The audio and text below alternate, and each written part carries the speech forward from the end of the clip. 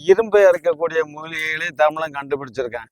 அதுக்கு ஒரு காரண பெயர் இடுகுறி பெயர் போட்டிருக்காங்க. இரும்பு அறுத்தான் மரம்.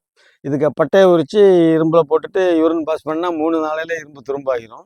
இது பாருங்க, இது விதைகள் கிடைக்கிறது ரொம்ப ரேர். ஆனா கொடைக்கானல் பகுதியில நான் நெறைய பார்த்தேன். நிக்குது. மக்களுக்கு இதுக்கு பயன் தெரியாததுனால எடுக்காம இருக்கிறாங்க. இந்த விதைகள் நான் சேகரிக்க வந்திருக்கிறேன். வேலூர் விதை திருவிழால பல ஆயிரம் மக்களுக்கு இலவசமா குடுக்கணும். இந்த மாதிரி அரிய வகை மூலிகைகள் மக்கள்ட்ட போய் சேரணும்.